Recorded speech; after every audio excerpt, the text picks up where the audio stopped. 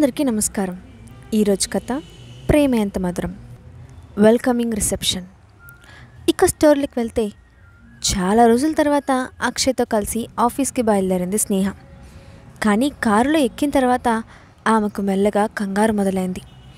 ఇప్పటి వరకు కంపెనీలో ఏమేం మార్పులు జరిగాయో ఒక క్లారిటీ లేదు. దాని గురించి ఆలోచిస్తూ విండోల నుండి బయటకు చూస్తూ ఉంది. ఆమెలో కంగారును గమనించిన అక్షయ్ ఆమె చేతిని తన చేతిలోకి తీసుకొని, చూడు, అనవసరంగా టెన్షన్ పడకు. నక్షత్ర ఎంటర్టైన్మెంట్స్ వేదా గ్రూప్లో ఒక పార్ట్ మాత్రమే, కాబట్టి ఏం జరిగినా సరే నీ వెనుక నేనుంటాను, అర్థమైందా అని అన్నాడు. స్నేహ నవ్వుతూ సరేనంటూ తల ఊపి థ్యాంక్ యూ అక్షయ్ అని అంది. ఇంతలో కారు నక్షత్ర ఎంటర్టైన్మెంట్ ముందు ఆగింది. స్నేహతో పాటు అక్షయ్ కూడా కిందకు దిగి ఆల్ ది బెస్ట్ అని చెప్పాడు. సరిగ్గా అదే సమయంలో వాళ్ళ పక్కనే ఉన్న కారులో నుంచి బయటకు దిగాడు రజనీష్. అతన్ని చూసిన స్నేహ ముఖం మారిపోయింది. రజనీష్ కూడా అదే సమయంలో అక్కడ నుంచొని ఉన్న స్నేహను చూసి అతని ముఖం కూడా ఆశ్చర్యంతో నిండిపోయింది. కానీ వెంటనే అతని కళ్ళల్లో కోపం మొదలింది. అయినా అతి త్వరగా తన ఎక్స్ప్రెషన్స్ను మార్చుకుంటూ అక్షయ్ వైపు చూసి, hello bro, what a coincidence, నేను నిన్నిక్కడ కలుస్తానని ఎక్స్పెక్ట్ చేయలేదు అని అన్నాడు. అలాగే పక్కనే ఉన్న స్నేహ వైపు చూసి, హాయ్, స్నేహ కదా, చూసి చాలా రోజులైంది. అనుకోకుండా కళ్ళు మూసి తెరిచేంత లోపల నువ్వు నా వదిన అయిపోయావు అని అన్నాడు. అతని మాటల్లో వెటకారం స్నేహతో పాటు అక్షయ్కి కూడా అర్థమైంది. దాంతో స్నేహ అతని వైపు కోపంగా చూసింది. అప్పుడు అక్షయ్ సీరియస్గా రజనీష్ వైపు చూసి, నువ్వు ఇప్పటి వరకు ఈ కంపెనీలో ప్రశాంతంగా ఉన్నావని అనుకుంటున్నాను. ఒకవేళ మీ మదినతో మర్యాదగా లేకుండా మాట్లాడే ధైర్యం ఉందంటే చెప్పు, ఆఫ్రికాలో కూడా మనది ఒక కొత్త బ్రాంచ్ అని హెచ్చరించాడు. ఆ మాట వినగానే రజనీష్ వెంటనే తడబడి, అయ్యో బ్రో, స్నేహ నా వదిన, నేను ఆమెతో తప్పుగా ఎలా మాట్లాడతాను, అదేం లేదు అంటూ కవర్ చేసుకునే ప్రయత్నం చేశాడు. అక్షయ్ ఇంకా అఫీషియల్గా వేదా ఫ్యామిలీని లీడ్ చేస్తూ ఉన్నాడు. అందుకే అతనికి ఎదురు మాట్లాడే ధైర్యం చేయకుండా, సరే బ్రో, నేను వెళ్తున్నాను, మీరు మాట్లాడుకోండి అని చెప్పి అక్కడి నుంచి హడావిడిగా వెళ్ళిపోయాడు. కానీ వెళ్తున్నప్పుడు అతను స్నేహ వైపు చూసిన చూపులో ఏదో తేడా ఉందని ఆమెకు అనిపించింది. దాంతో ఆమె కొంచెం అనీజీగా కూడా ఫీల్ అయింది. సరే, ఇక నువ్వు లోపలికి వెళ్ళు అన్నాడు అక్షయ్. స్నేహ తల ఊపి అతనికి బాయ్ చెప్పి లోపలికి వెళ్ళింది. ఆ తర్వాత అక్షయ్ కూడా అక్కడి నుంచి వెళ్ళిపోయాడు. స్నేహ ఆఫీస్లో అడుగుపెట్టిన వెంటనే ఏదో తెలియని భావోద్వేగానికి లోనైంది. చాలా రోజుల క్రితం ఆఫీస్ని వదిలిపెట్టి వెళ్ళినప్పుడు ఆమె మళ్ళీ తిరిగి అక్కడికి వస్తానని ఊహించలేదు. కానీ తనకంటూ ఒక గుర్తింపునిచ్చిన ఆ నక్షత్ర ఎంటర్టైన్మెంట్లో మళ్ళీ అడుగుపెట్టడం స్నేహకు సంతోషంగా అనిపించింది. ఆమె నేరుగా తన క్యాబిన్ వైపు వెళ్తూ ఉండగా ఆమెను చూసిన కొలీగ్స్ అందరూ ఒక్కసారిగా ఆశ్చర్యపోయారు. వెంటనే వాళ్ళంతా లేచి, హలో స్నేహ మేడం, మీరు మళ్ళీ రీజాయిన్ అయ్యారు, మాకు చాలా సంతోషంగా ఉంది, వెల్కమ్ బ్యాక్ టు ది నక్షత్ర ఎంటర్టైన్మెంట్స్ అంటూ ఆమెను ఇన్వైట్ చేశారు. స్నేహ నవ్వుతూ వాళ్ళందరినీ పలకరించి, థ్యాంక్ యూ, మళ్ళీ మీ అందరినీ చూస్తున్నందుకు నాకు కూడా చాలా సంతోషంగా ఉంది అని చెప్పింది. అందరూ స్నేహను చుట్టుముట్టి మాట్లాడుతూ ఉన్న టైంలో హఠాత్తుగా అక్కడికి వచ్చాడు రజనీష్. దాంతో స్నేహతో మాట్లాడుతున్న వాళ్ళంతా మరో మాట మాట్లాడకుండా అక్కడి నుంచి తమ తమ ప్లేసుల్లోకి వెళ్ళిపోయారు. స్నేహ మౌనంగా నిలబడి అతని వైపు చూసింది. ఒక్క క్షణం పాటు ఎవరు ఏం మాట్లాడుకోలేదు. ఆ తర్వాత రజనీష్ ముందుగా మాట్లాడుతూ, మేనేజర్ స్నేహ, మీరు నా క్యాబిన్కి రండి అని పిలిచాడు. అతను ఎందుకు పిలుస్తున్నాడో అర్థం కాని స్నేహ అయోమయంగా చూసింది. కానీ ఏం మాట్లాడకుండా సరే అన్నట్లు తల ఊపింది. రజనీష్ వెంటనే తన క్యాబిన్కి వెళ్ళిపోయాడు. స్నేహ కూడా ముందుగా తన క్యాబిన్ వైపు నడిచింది.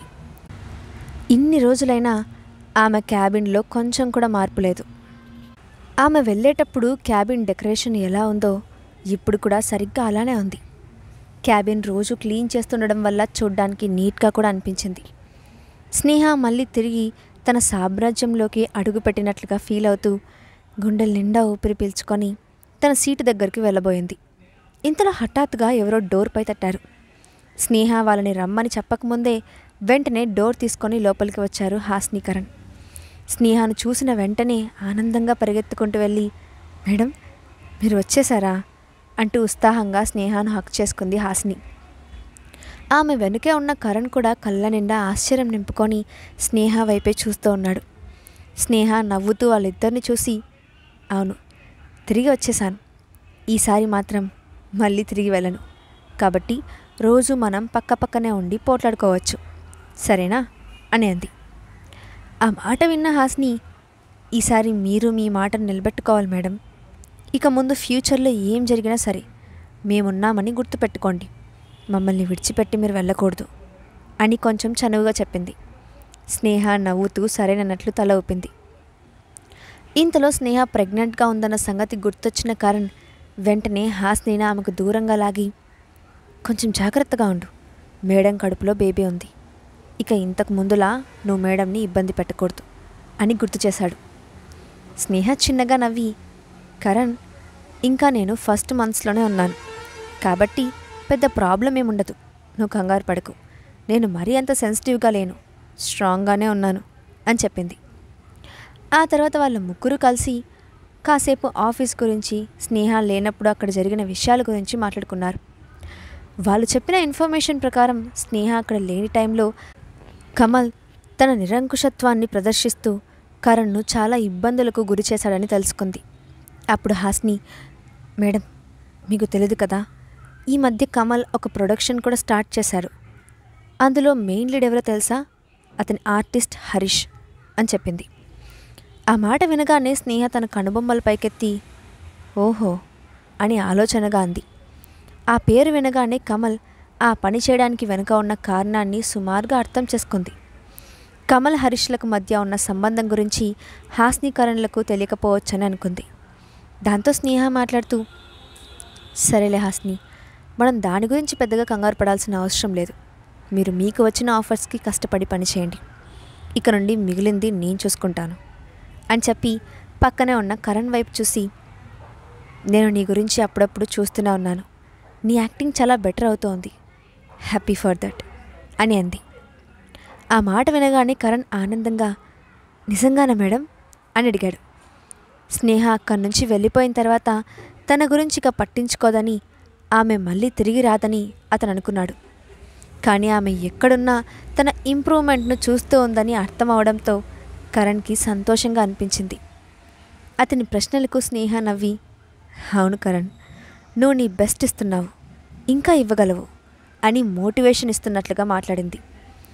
ఆ మాటకు కాన్ఫిడెంట్గా థ్యాంక్ యూ మేడం అని అన్నాడు. ఆ తర్వాత కాసేపటికి కరణ్ సినిమా షూట్కి టైం అవుతుండటంతో అతను హాసినితో కలిసి అక్కడి నుంచి బయలుదేరి వెళ్ళాడు. వాళ్ళు వెళ్ళిన తర్వాత స్నేహ క్యాజువల్గా తన వర్క్ డాక్యుమెంట్స్ను ఓపెన్ చేసింది. ఇంతలో ఆమె టేబుల్పై ఉన్న ల్యాండ్లైన్ రింగ్ అవడంతో వెంటనే కాల్ లిఫ్ట్ చేసి, హలో అని అంది. మేనేజర్ స్నేహ, నేను రజనీష్ని అంటూ అటువైపు నుండి రజనీష్ గొంతు వినగానే కాసేపటి క్రితం రజనీష్ తనను క్యాబిన్కి రమ్మని పిలిచిన విషయం గుర్తొచ్చింది. ఆమె క్యాబిన్లోకి వచ్చిన వెంటనే కరణ్ హాసిని రావడంతో రజనీష్ తనని రమ్మని పిలిచిన విషయం స్నేహ మర్చిపోయింది. అప్పుడు రజనీష్ మళ్ళీ మాట్లాడుతూ, మీరు ఒకసారి నా క్యాబిన్కి రండి, మీతో మాట్లాడాలి అని క్యాజువల్గా పిలిచినట్లు మళ్ళీ పిలిచాడు. ఓకే అని కాల్ కట్ చేసింది స్నేహ. అతను ఇప్పుడు తనని ఎందుకు పిలుస్తున్నాడో ఆమెకు అర్థం కాలేదు. అయినా రజనీష్ తన బాస్ స్థానంలో ఉండటంతో ఆమె అతనికి ఏదో చెప్పలేకపోయింది. వెంటనే లేచి అతని క్యాబిన్ దగ్గరకు వెళ్ళి డోర్పై చిన్నగా తట్టింది. అప్పటికే తన రూమ్లో సోఫాలో తీరిగ్గా కూర్చొని ఉన్న రజనీష్ తన కనుబొమ్మలు పైకెత్తి డోర్ వైపు చూసి, రండి మేనేజర్ స్నేహ అని వినయంగా పిలిచి తన ఎదురుగా ఉన్న సీట్ ఆఫర్ చేశాడు. స్నేహ వెళ్ళి తన సీట్లో కూర్చొని, బాస్, మీరు నన్ను ఎందుకు రమ్మని పిలిచారో తెలుసుకోవచ్చా అని డైరెక్ట్గా పాయింట్కి వచ్చింది. ఆమె రియాక్షన్కి రజనీష్కి కొంచెం అసహనం వచ్చింది. అయినా కంట్రోల్ చేసుకుంటూ, ఏంటి మేనేజర్ స్నేహ, మనం ఇప్పటికే ఒకరికి ఒకరు బాగా తెలుసు. మీరు చాలా రోజుల తర్వాత ఆఫీస్కి వచ్చారు, కాస్త సరదాగా మాట్లాడుకోవచ్చు కదా అని అన్నాడు.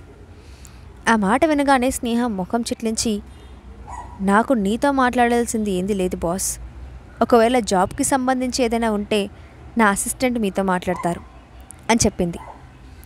అది విని రజనీష్ నవ్వుతూ, మీలాంటి మొండితనం ఉన్న అమ్మాయి మా వేద ఫ్యామిలీకి కోడలుగా నాకు వదినగా వచ్చింది. నిజంగా మీరు మా ఫ్యామిలీలోకి అడుగుపెట్టడానికి అర్హత ఉన్నవాళ్ళు అని అన్నాడు. ఆ మాటల్లో ఎగతాళి స్నేహకు చిరాగ్గా అనిపించింది. దాంతో ఆమె ఒక్కసారిగా పైకి లేచి, మిస్టర్ రజనీష్, మీరు నాతో ఏం చెప్పాలనుకుంటున్నారో క్లియర్గా చెప్పండి. ఒకవేళ చెప్పడానికి ఏమీ లేదంటే నేను బయలుదేరుతాను అని అంది.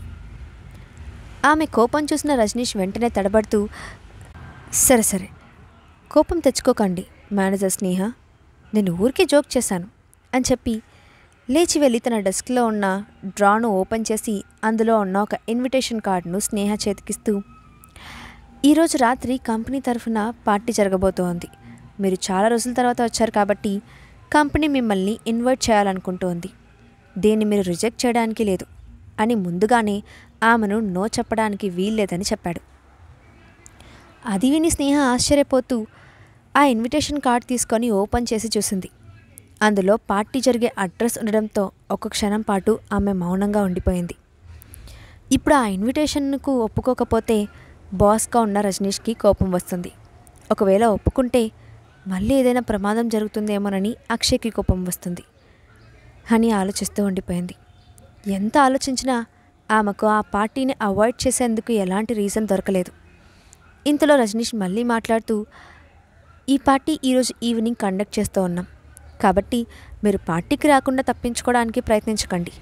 మీరు హెల్తీగా కూడా ఉన్నారు, సో పార్టీకి రావడానికి మీకు ఎలాంటి అభ్యంతరం లేదని నేను అనుకుంటున్నాను అని అంటూనే రజనీష్ ఆమెను అన్ని వైపుల నుండి బ్లాక్ చేయడానికి ప్రయత్నించాడు. దాంతో స్నేహకు ఎలాంటి సాకు చెప్పే అవకాశం లేకపోయింది.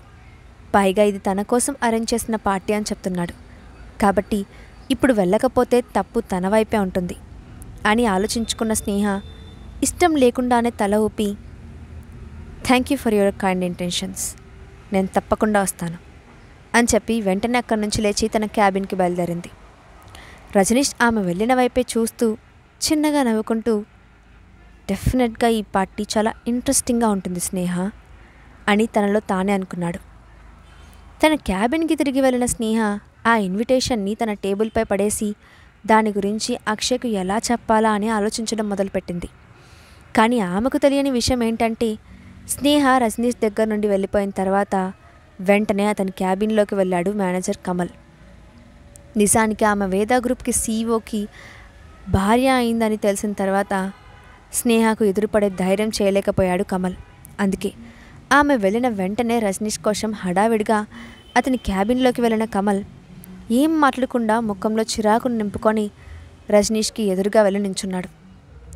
అప్పుడు రజనీష్ తన కళ్ళు పైకెత్తి అతని ముఖంలో ఉన్న చిరాకును అర్థం చేసుకొని, ఏంటి, ఆమె తిరిగి రావడం నీకు నచ్చలేదా అని సీరియస్గా అడిగాడు.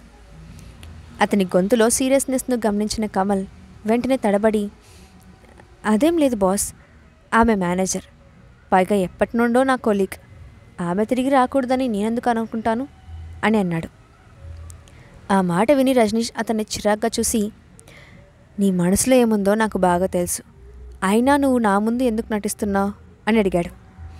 దాంతో కమల్ తన అసలు స్వరూపాన్ని బయటపెడుతూ, నిజమే సార్, ఆమె ఇప్పుడు శ్రీమతి అక్షయ్లాగా తిరిగి వచ్చింది, అయినా ఈ కంపెనీకి మళ్ళీ ఎందుకు వచ్చింది అని అన్నాడు.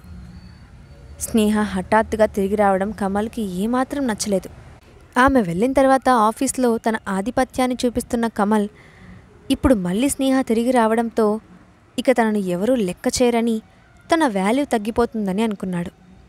అతని ఉద్దేశం అర్థం చేసుకున్న రజనీష్ నవ్వి, నువ్వు మరీ అంత డిసప్పాయింట్ అవ్వకు, ఇప్పుడు ఆమె తిరిగి వచ్చింది కాబట్టి మనం ఈ ఆటను మరింత సరదాగా ఆడచ్చు, why don't you play the interesting game అని అన్నాడు. ఆ మాట వినగానే కమల్ ఇంట్రెస్టింగ్గా రజనీష్ వైపు చూసి, అంటే అర్థమేంటి బాస్ అని అడిగాడు. ఆ మాటకు రజనీష్ ఏం సమాధానం చెప్పకుండా చిన్నగా నవ్వాడు. కానీ అతని మనసులో ఈసారి స్నేహాను కొట్టే దెబ్బ వల్ల ఆమె మళ్ళీ పైకి లేవకూడదని క్లియర్గా డిసైడ్ చేసుకున్నాడు.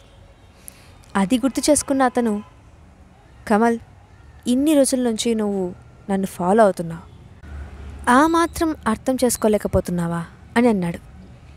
ఆ మాట వినగానే కమల్ ఒక్క క్షణం అయోమయంగా చూశాడు. హఠాత్తుగా అతనికేదో అర్థమైనట్లు అనిపించింది. వెంటనే కళ్ళు పెద్దవిగా చేసి రజనీష్ వైపు చూశాడు. ఆ రోజు జరగబోతున్న పార్టీలో రజనీష్ చేసిన ప్లాన్ ఏంటి? స్నేహ ఈసారి ఎలాంటి ట్రాప్లో చిక్కుకోబోతోంది? నెక్స్ట్ పార్ట్లో చూద్దాం. Thanks for watching.